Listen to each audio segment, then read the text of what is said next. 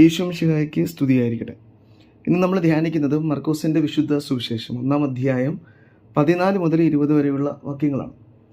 യോഹന്നാൻ ബന്ധനസ്ഥനായെന്ന് കേൾക്കുമ്പോൾ യേശുനാഥൻ ഗലീലയിലേക്ക് ദൈവത്തിൻ്റെ സുവിശേഷം പ്രസംഗിച്ചുകൊണ്ട് ഇറങ്ങുകയാണ്. എന്നിട്ട് അവിടുന്ന് ആദ്യത്തെ 4 ശിഷ്യന്മാരെ തിരഞ്ഞെടുക്കുന്നത് സുവിശേഷം നമുക്ക് മുമ്പിൽ അവതരിപ്പിക്കുന്നു. അപ്പം ദൈവത്തിൻ്റെ രക്ഷാകര പദ്ധതിയുടെ ഒരു പിന്തുടർച്ചയാണ് ഇന്നത്തെ സുവിശേഷത്തിൽ നമ്മൾ കാണുന്നത്.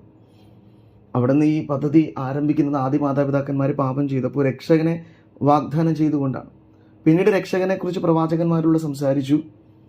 അവസാന നാളുകളിൽ അവിടെ നിന്ന് സ്നാപയോഹന്നാനെ അയക്കുന്നു. സ്നാപയോഹന്നാനാണ് പഴയ നിയമത്തെയും പുതിയ നിയമത്തെയും ബന്ധിപ്പിക്കുന്ന അവസാനത്തെ പ്രവാചകൻ. അപ്പോൾ ഈ സ്നാപയോഹന്നാനെ ബന്ധനസ്ഥനാക്കുകയാണ്. അപ്പോൾ അതോടുകൂടി രക്ഷാകര പദ്ധതിയെ അട്ടിമറിക്കാമെന്നൊക്കെ ചില മനുഷ്യർ കരുതുകയാണ്. എന്നാൽ ദൈവം തന്നെ ഇടപെടുകയാണ്. എന്നാൽ ദൈവം മാത്രമല്ല, അവിടുന്ന് ഇത് പിന്തുടർന്നു കൊണ്ടുപോകാനായി പുതിയ ശിഷ്യന്മാരെ തിരഞ്ഞെടുക്കുകയാണ്, അപ്പോസ്തലന്മാരെ തിരഞ്ഞെടുക്കുകയാണ്. അപ്പോൾ ഇതൊരു പിന്തുടർച്ചയാണ്, ദൈവസ്നേഹത്തിൻ്റെ പിന്തുടർച്ചയാണ് രക്ഷാകര പദ്ധതി. മനുഷ്യരെ രക്ഷിക്കാനായി ദൈവം തൻ്റെ പ്രവർത്തനങ്ങൾ പിന്തുടർന്നുകൊണ്ടേയിരിക്കുന്നു.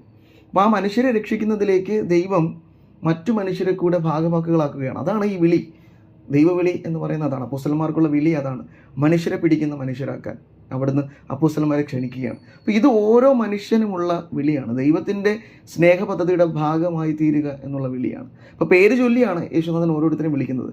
നമ്മളെയും പേര് ചൊല്ലി വിളിച്ചിട്ടുണ്ട്. നമ്മളെ പേര് ചൊല്ലി വിളിച്ചത് നമ്മുടെ ജ്ഞാനസ്നാന അവസരത്തിലാണ്. പേര് ചൊല്ലി പിതാവിൻ്റെയും പുത്രൻ്റെയും പരിശുദ്ധാത്മാവിൻ്റെ നാമത്തിൽ വിളി സ്വീകരിച്ച വ്യക്തികളാണ് നാം. അപ്പോൾ എങ്ങനെയാണ് ഈ രക്ഷാകര പദ്ധതിയുടെ ഭാഗമാകുക? മനുഷ്യരെ പിടിക്കുന്ന മനുഷ്യരാവുക. എങ്ങനെയാണ് മനുഷ്യരെ പിടിക്കുന്ന മനുഷ്യരാവുക? ക്രിസ്തു സുവിശേഷം പ്രസംഗിച്ചതുപോലെ. സുവിശേഷം എന്ന് പറഞ്ഞാൽ നല്ല വിശേഷം എന്നാണ്.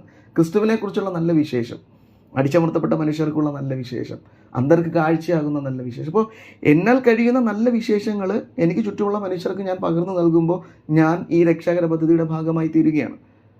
ഇത് വലിയ രഹസ്യം ആണെങ്കിലും ഈ വലിയ രഹസ്യത്തെ സ്നേഹത്തിൻ്റെ ചെറിയ പ്രവൃത്തികൾ കൊണ്ട് നമുക്ക് അതിൽ പങ്കുകാരായി തീരാമെന്ന് യേശുനാഥൻ പറയുകയാണ്. അതാണ് മനുഷ്യരെ പിടിക്കുന്ന മനുഷ്യർ എന്ന പദം കൊണ്ട് യേശുനാഥൻ നമ്മളോട് സംസാരിക്കുന്നത്. അപ്പോൾ ഞാനും നിങ്ങളും ഒക്കെ ഈ വിളിയുടെ ഭാഗമാണ്.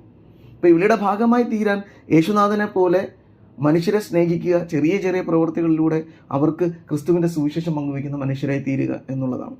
അപ്പോൾ ഈ വചനം ധ്യാനിക്കുമ്പോൾ എനിക്ക് ലഭിച്ചിട്ടുള്ള വിളി, ക്രിസ്തുവിൻ്റെ രക്ഷാകര പദ്ധതിയുടെ ഭാഗമായി തീരാൻ അവിടുന്ന് എനിക്ക് തന്ന ആ വലിയ ദാനം, അത് എൻ്റെ ജീവിതത്തിൽ പ്രാവർത്തികമാക്കാനുള്ള കൃപയ്ക്ക് വേണ്ടി നമുക്ക് പ്രാർത്ഥിക്കാം. യേശുനാഥൻ അതിന് നമ്മെ സഹായിക്കട്ടെ. ആമേൻ.